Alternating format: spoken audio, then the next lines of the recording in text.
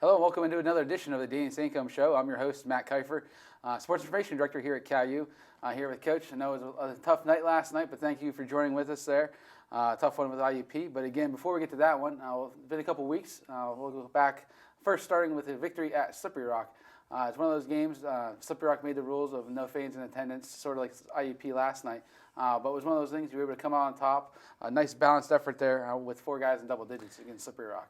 Yeah, that was a good win, and that was interesting playing with no fans. Our women's team was terrific. They cheered and made noise for us, so that was great to have them there, and we really do appreciate their support. It was well-rounded. We scored the ball well. I thought we executed well on the offensive end, and were able to get some good looks and knock them down, as you can see here. And we shared the ball very, very well, which we've been doing a really nice job of that here in the last 8-9 games. Yeah, you're talking about sharing the ball. Ended up having 20 assists for the team on 32 made baskets. You had 2 guys with 6, 1 guy with 5, so that's really looking out for each other. They're making sure you got the easy looks and the best looks, too. Yeah, and I think that's when we're at our best, when we're spread out like that. People are touching the ball. They're engaged in the game. Everybody feels like they're involved. And, when we're hitting on all cylinders and passing and cutting well, we're going to get a lot of assists because our guys can pass it, and then obviously getting good looks will knock them down. Yeah, it's one of those things you talk about shooting well. In the second half, you shot almost 60%, shooting 17 and 29 to really help keep that halftime lead going. You led by as many as 18 early in the second half, and then Slippery Rock made a little bit of a run there at the end. But still, the Vulcans came on top of the 9-point victory. Yeah, which was important for us. That's a difficult place to win at. They've got a talented team, and for us to go up there and get a road win in this league is always important, so we were happy to get that one for sure. Yeah, in this game, Phil Alston and Zion Collins combined for 46 points there. And also, again, Brett Pegram, 14, and Preston Boswell, 11. So, again, talking about spreading it around. In that game, one of those things I'm sure you broke it down on film the next day, 22 offensive rebounds for Slippery Rock. I'm sure that had to be on the way home. That's what you guys were talking about, you and the coaching staff, of being one of those, stop those second chance points and keep that game a little bit more in your control. Yeah, they get on the glass very well. I've been following them lately, and they dominate on the glass. And, that was their best offense. They throw it and get it and convert. So next time we play them, we're going to have to do a much better job rebounding the ball.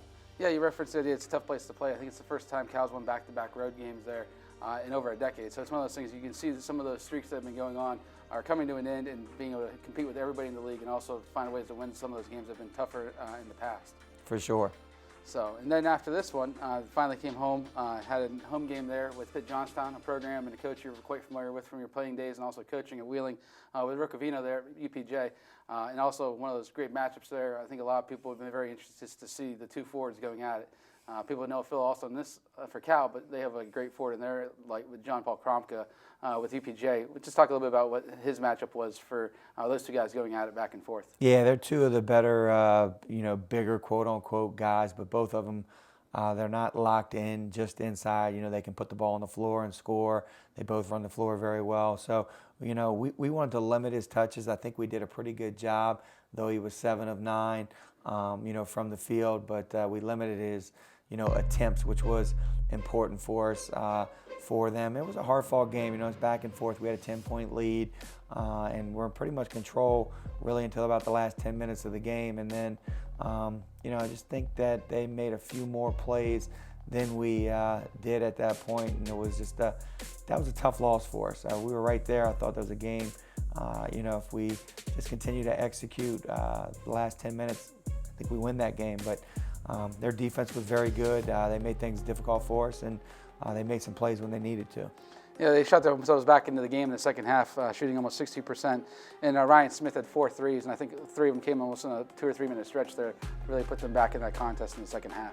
Yeah, and 2 of them were like tip balls that were bouncing around that they were able to recover. We talk about 50-50 balls all the time, and they were able to recover them and get it to him, and he got clean looks. And when you let a good shooter get clean looks, that's what happens. They end up making 4 out of 5, and you look up at the end of the night thinking, man, if we just would have shut them down. And to me, those 50-50 balls are vital. They give you possession. When you have possession, you have an opportunity to score. When you don't, you've got to defend. Yeah, we just saw a dunk there by Phil. And again, those two teams, again, combining for 68 points in the paint. So not only between Kromka and Phil, but also other players, just the idea of being able to thrive inside the painted area there and just being a game really in close, but also stretching out for a couple of those guys hit those big threes.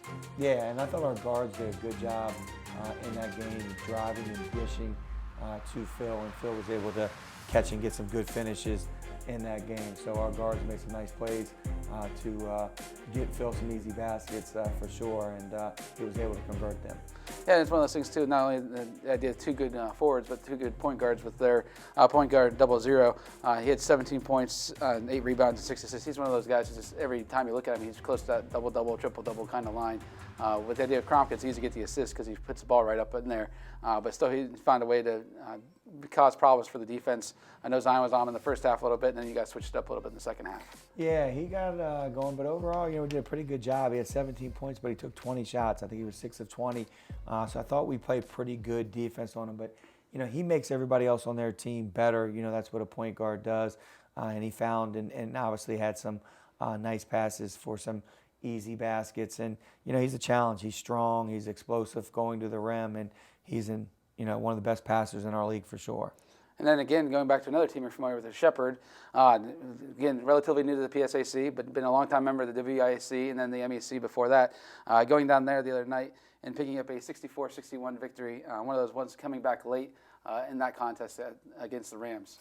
Yeah, we had to come back late, but we kind of were in control up till the last few minutes. We gave up a few offensive rebounds, I think back-to-back, and they were able to convert 2 threes to actually take the lead. But Brent down the stretch, hit a 3.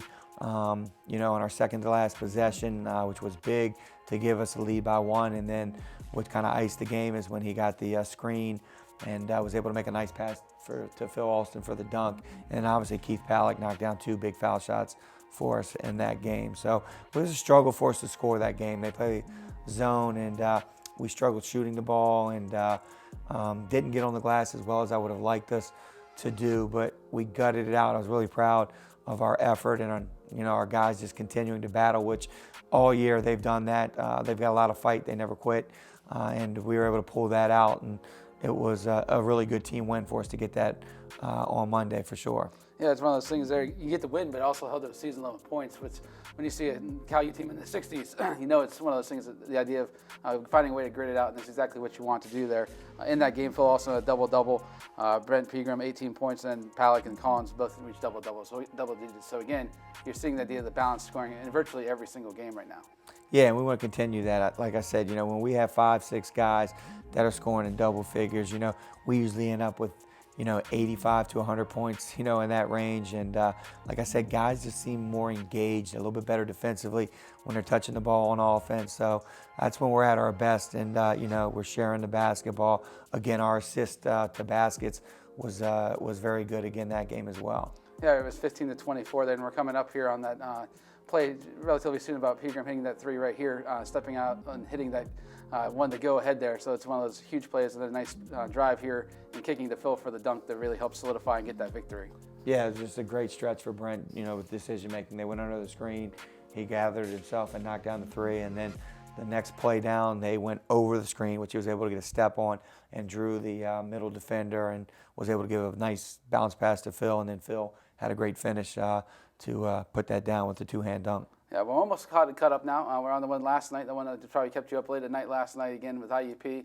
Top 10 in the country, one of the powers in the Atlantic region in the PSAC. Another tough place to play like Slippery Rock, but also choosing that route of no fans. They're bringing them back come Monday, but again, no fans in that arena for last night's contest with IUP. Yeah, it was different. Their arena is much bigger than Slippery Rock, so it was, when they said no fans, there was no fans. So that was a little bit different. They draw very well, so when you go there, you're usually going to play in front of 2,500 people, and that wasn't the case for sure yesterday. Yeah, and again against the Crimson Hawks there, similar to the first time you played them this year, got an early lead in the first half, and then it's just one of those things. IUP, a lot of those big players there finding ways to make adjustments and come back and just find a way to keep clawing back and forth as we check out the highlights there from the contest last night.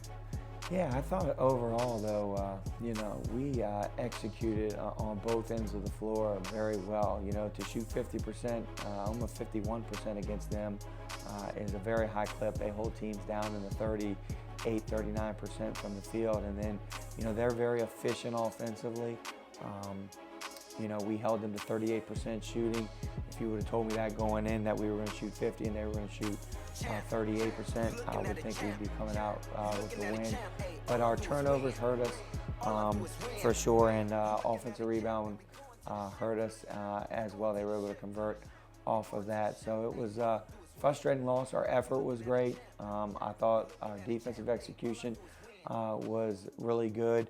I think we need to stop fouling a little bit more on the defensive end and make teams score baskets. They got 25 points off the foul line, and we had some fouls where we're fouling 40 feet away from the basket, and you can't put good players at the foul line for easy opportunities.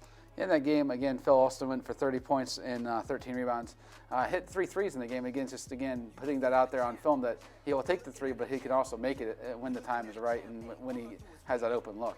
Yeah, Phil is a great player, but Phil is continuing to develop. Phil works hard to improve. He's down in the gym. He's shooting. We spend a lot of time on shooting. He'll continue to get better on that. He took 5 threes yesterday, and all 5 shots were makeable shots for him. And, he got it going there, for us, and we needed it. We need him to make plays for us, and I thought Brent was, very aggressive the entire game, being able to get into the lane and create some opportunities. I think Brent had 10 assists in the game, which was really good. We had 18 assists in the game, which, you look at IUP statistics, they hold teams like 10, 11 assists a game because they really deny, and it's hard to get ball movement against them. So I thought overall, we did a good job. We just got to stop fouling, and we have to do a better job taking care of the basketball. Well, that takes a look at what's going on. We'll take a quick break here and take a look at the PSAC and what's coming up next for the Vulcans. We'll be right back here on the Danny Sancomb Show. Vulcan basketball is back at Bloomsburg, at East Stroudsburg. Women at Bowie State. Men home versus Carlow. Home versus Westchester. Home versus Millersville. Home versus Kutztown. Home versus IUP. At UPJ. At Shepherd. Home versus Slippery Rock. At Edinboro. At Clarion. At Mercyhurst. Home versus Gannon. Home versus Seton Hill. At Slippery Rock. Home versus Pitt Johnstown. Women at Salem. At IUP. Home versus Edinboro. At Seton Hill. Home versus Clarion. Home versus Mercyhurst. At Gannon. Follow the Vulcans live on CUTV Sports 1, on the PSAC Digital Network, and at calvulcans.com. Hello, and welcome back into the Danny Sancomb Show. I'm your host, Matt Kiefer. With me is head coach Danny Sancomb after a tough loss night against IUP. But again, how the season's going right now, it's 3 games basically every single week for the Vulcans from here on out. This week's opponent, Edinboro, a team we've already faced once, being the second round of conference play. But what have you seen so far in film from maybe the first meeting to now, or what they've been doing all season so far? Well, Edinboro can score the basketball. They have one of the top scorers in our conference who, is a difficult matchup. He scores with his back to the basket. He's only about 6'2", but he's strong. He can post up. He can take the three. His mid-range game is very good, so we, have to be ready to defend that. Their point guard, is very good at making plays for his teammates, good passer, and when he gets it going, he can score the basketball as well. So we're going to have to make those 2 guys work for everything. Really important to keep them off the glass and keep them in front and force them to take contested shots. And then on offense, we need to get ball reversal. We need to screen and look to attack them to get in the lane and make the right basketball decision at that point in time. We're going to have to move the ball a little bit more Saturday than we did last night, just because their defense is a little bit different. So we got to get them moving a little bit more than we did the first time we played them. And again, being the second round of divisional play here, take a look at the PSAC standings. Obviously, last night's opponent, IUP, one of those top teams up there as well. right now with the UPJ, which is the opponent come Monday. It's one of those things that you can really help yourself here in by playing a second round of divisional play.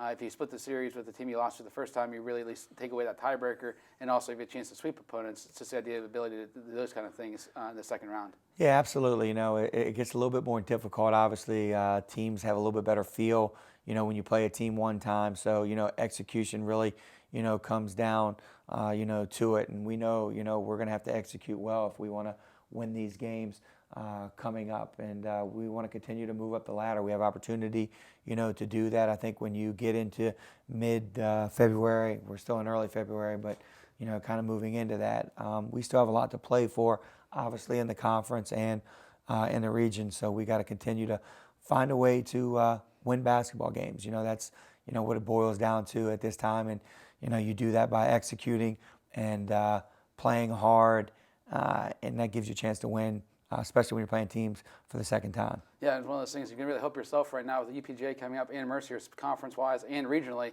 Both teams that have over double-digit wins, about 15 wins each. We were talking on the way over, the idea of the losses this year. They've been against really high-quality opponents, and that, again, in a key victory over Millersville, which is really rolling right now in the PSAC East. Yeah, we have, we beat Charleston non-conference as well and Shippensburg as well. We've played a difficult schedule, so we're ready to play these games. I think the next step for our program, though, is, taking ownership, understanding, this is where we belong, and going out and getting it done. That's the next step, beating the upper echelon of the conference. And, we've been able to do that, obviously, with Mercyhurst, but when you got a chance, with Mercyhurst again and Pitt Johnstown, you got to be ready for that. And at the same time, when you play, Edinboro and those teams, they're playing for a lot too. They're fighting for seeds in the conference tournament, and they're going to come out and play hard. And like I told you, all year, our conference from top to bottom is the best conference in the region, and I feel like our side is extremely strong. Night in and night out, it's a dogfight. Yeah, it's one of those things that the top 6 teams in the PSAC going to make the PSAC tournament there. So again, everybody's jockeying for positions right now. Even if you're 1 or 2, you're fighting for regional spots. 3, 4, 5, you're trying to fight for those home games and try to face those lower seeds in the first round if you're into the PSAC tournament. So again, the Vulcans are back in action on Saturday, home against Edinboro. Again, tip-off is at 3 p.m. You can certainly feel free to come out to the Convocation Center to watch in person. Also, the game will be streamed live on calvulcans.com with CUTV on their YouTube page, and upcoming games as well with Pitt Johnstown and Seton Hill on the road, and before coming back for a 3-game stretch there at home with Clarion, Slippery Rock, and Mercyhurst before wrapping up the season with Gannon. So again, thank you for taking your time and watching the Danny Sancomb Show. We'll see you next time.